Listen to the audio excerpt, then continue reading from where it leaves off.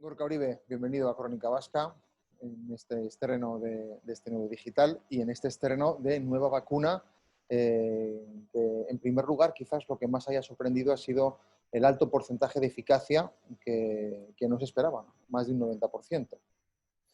Bueno, sí, muchas gracias. Es un placer estar aquí con vosotros y efectivamente lo hacemos un estreno justo después de que Pfizer en esta nota de prensa pues nos haya dado, ¿no?, una noticia positiva. No deja de ser una nota de prensa de una empresa obviamente ligada al desarrollo. En este sentido, obviamente lo que dice es muy positivo, pero yo prefiero ser cauteloso, teniendo en cuenta que hemos vivido alguna otra situación, como la de Gilead, por ejemplo, la empresa que desarrollaba y comercializaba el Remdesivir, uno de los primeros fármacos antivirales para el tratamiento de la COVID, que también hizo una nota de prensa inicial, preliminar, provisional, y luego los resultados finales, según se ha ido observando, no han sido tan concluyentes respecto al fármaco. Obviamente esto no tiene por qué ocurrir aquí, esperemos que no sea así, pero como tú decías, lo poco que se sabe hasta el momento es que en este ensayo clínico fase 3, que todavía no ha acabado, que incluye a 44.000 voluntarios en diferentes países, en Estados Unidos, en Argentina, en Brasil, en Alemania, sin llegar a la finalización del mismo, que creo que son 164 eventos, alrededor del evento 94 han decidido hacer una evaluación preliminar, sobre todo para dirigirse a las agencias regulatorias. He leído que la empresa en un primer momento quería haber hecho este primer estudio preliminar incluso en un evento anterior, cerca del 34, pero debido a que la tasa de incidencia del virus es tan elevada, esto también está favoreciendo que las vacunas vayan más rápido, porque hay más gente que se está contagiando y este es uno de los puntos principales, ¿no?, a la hora de evaluar éxito de la vacuna.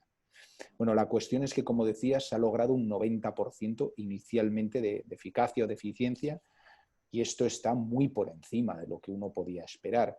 De hecho, la Agencia Americana de Medicamentos, la FDA, había puesto como criterio de aceptación un 50, un 60% de eficiencia para ya ser eficaz, para ser considerada adecuada y proceder a su comercialización. Por lo tanto, los datos iniciales, con precaución, son muy positivos, pero bueno, obviamente hay que ir a los datos, a los resultados. Todavía no hay un dossier científico, no se ha acabado el ensayo clínico, no hay un artículo científico y por lo tanto, bueno, pues ese es el punto de precaución, de cautela que hay que tener. De que se haya podido diseñar una vacuna con una eficacia tan alta frente a la vacuna de la gripe, que puede ser alguna que estamos mucho más acostumbrados a ella, que tiene una eficiencia mucho más baja. ¿Esto por qué es? Porque frente a lo que se pensaba en un primer momento, la COVID-19 presenta un grado de mutación menor frente al virus de la influenza, por ejemplo.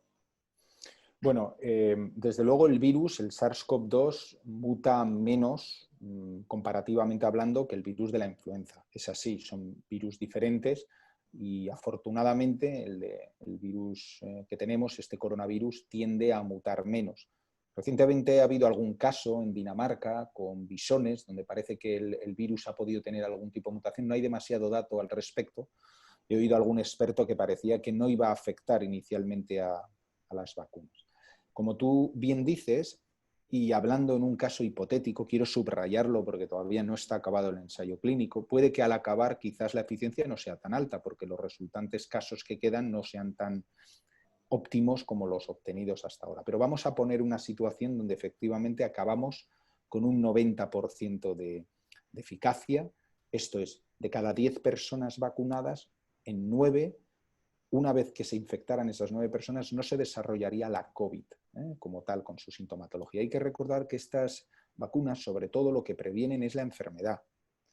Están diseñadas para que si uno se infecta, tenga una respuesta inmune ya preparada, ya montada, para que no haya efectivamente pues, la sintomatología, que en algunos casos es tan grave, ¿no? Pero también déjame decirte que quedan muchas preguntas por responder, ¿no? Y yo iba haciéndome en Twitter algunas de estas preguntas casi a mí mismo, ¿no? Por ejemplo, una es la duración de la inmunidad. Es muy importante tener una vacuna, sin duda alguna, con alta eficiencia, con alta eficacia, sin duda alguna. Pero también tenemos que saber cuál va a ser el grado de inmunidad que vamos a tener. Esto es, ¿qué va a pasar con esas personas inmunizadas a los 6 meses, al año, a los 2 años? ¿Va a persistir la inmunidad o va a ser necesario volver a vacunar a estos pacientes?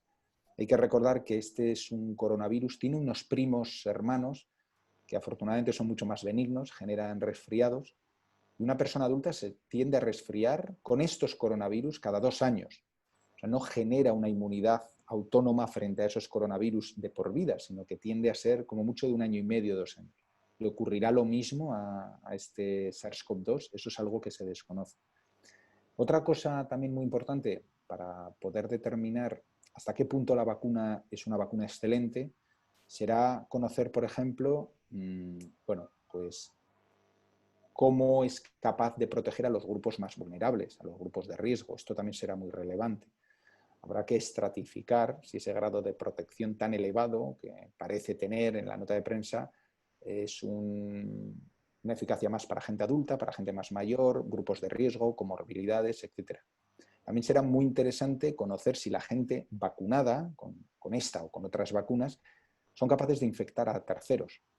Porque el hecho de atenuar, en cierto modo, la enfermedad no quiere decir que esa persona no tenga virus en sus fosas nasales, en sus vías respiratorias superiores, y por lo tanto, a pesar de estar vacunado, pudiera infectar a terceros. Esto todavía no se sabe, pero desde luego será muy importante. Quiero decir, si hacemos el Tetris, y en el Tetris la pieza primera que ponemos es una vacuna con un 90% de eficacia, una vacuna segura, una vacuna que tiene una inmunidad duradera, y que encima es capaz de prevenir la infección de los vacunados, entonces, lógicamente, una vacunación importante, masiva de la población permitiría lograr relativamente fácil ese punto límite que es la inmunidad de grupo. Y con eso, pues ya el virus sería incapaz de pasar, de buscar un nuevo huésped a infectar.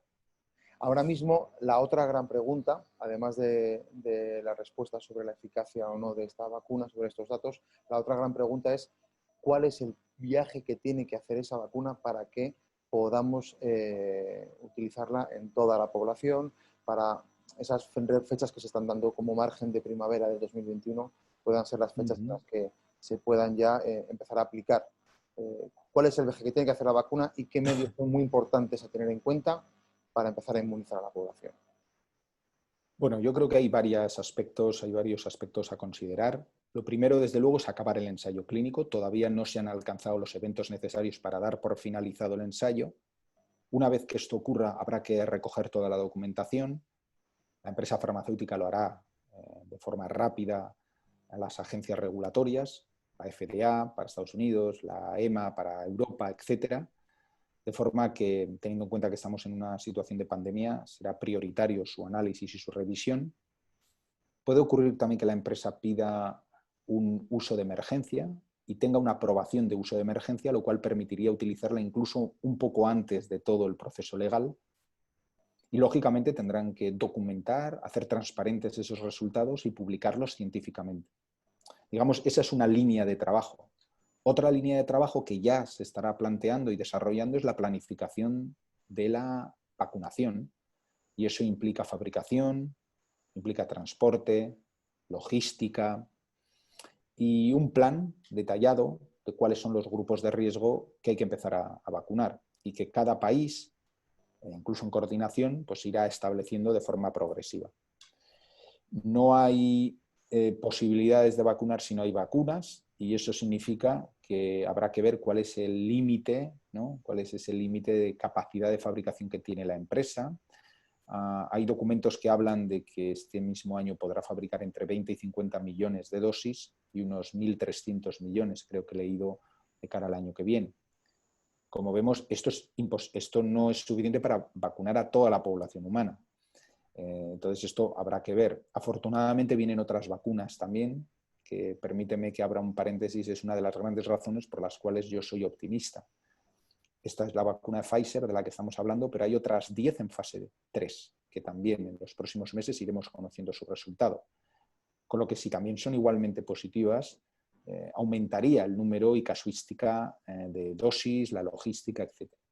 En relación a la de Pfizer, hay 2 puntos que pueden ser un poquito limitantes, o en algún caso más limitantes. Uno es que es una vacuna que requiere 2 inyecciones, no una, sino 2, separadas de unas 3 semanas. 2, es una vacuna cuyo transporte, conservación mantenimiento requiere de una temperatura muy fría, 70-80 grados bajo cero. Esto es unos arcones de congelación que normalmente en hospitales, universidades, centros de investigación existen. Quiero decir que en nuestro entorno sería una vacuna que podría ser administrada, pero si vamos a países en desarrollo, África, etcétera, bueno, podría haber lugares donde lógicamente esto supusiera una mayor dificultad. El timing es muy difícil, es muy complicado, porque a esta primera noticia, en perspectiva, vamos a tener otras cuantas. AstraZeneca lo anunciará, veremos las chinas, veremos Moderna. Por cierto, la de Moderna es una vacuna también muy parecida a esta, y eso hará que obviamente haya muchas más posibilidades y por lo tanto los recursos se puedan manejar de una manera más eficiente, con lo que entiendo que se reducirá los tiempos de aplicación. Lo que está claro es que el proceso de vacunación parece que va a ser gradual, de más riesgo a menos riesgo, de gente más vulnerable a menos vulnerable. Esto es un poco las perspectivas ahora mismo que existen. Déjame decirte solo que si se aprobara esta primera vacuna, sería la primera vez que se aprueba una vacuna con tecnología RNA en el mundo.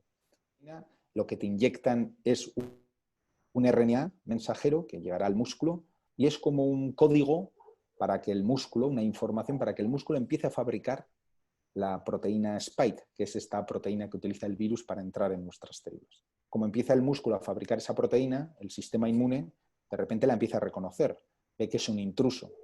Si entra el virus, como su punto de interacción con nuestras células es vía esa proteína, ya tiene montado el sistema protector, ¿no? Casi muchas de las vacunas están yendo en contra de esa proteína Spike, que es la que no tiene que mutar, obviamente, para no tener problemas.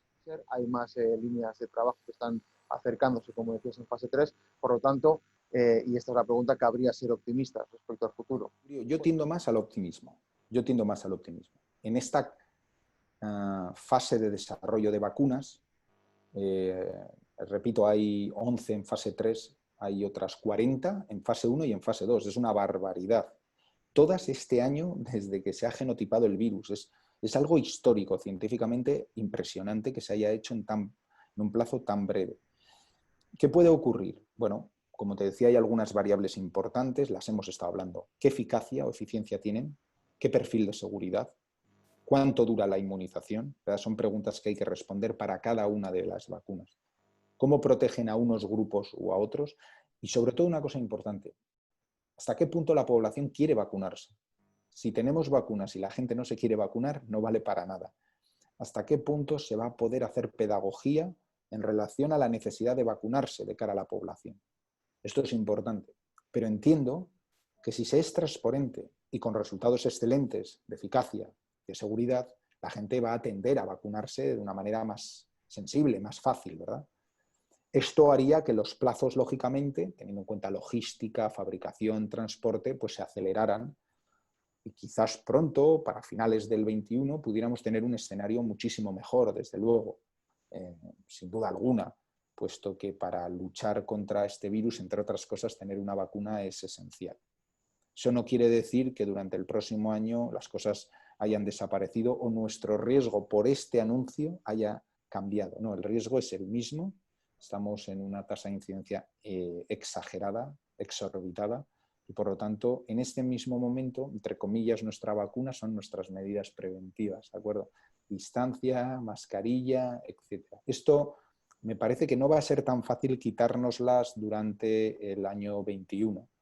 Esperemos que si se logra una buena pauta de inmunización en la población, pues bueno, las cosas obviamente vayan cambiando. ¿No? Yo simplemente reiteraría poco el hecho único, histórico, repito, absolutamente histórico, de desarrollar un número de vacunas tan elevada, 40, 50 en ensayos clínicos, en apenas 10-11 meses, a partir de un virus desconocido, una enfermedad desconocida, un genotipado que ocurrió en enero.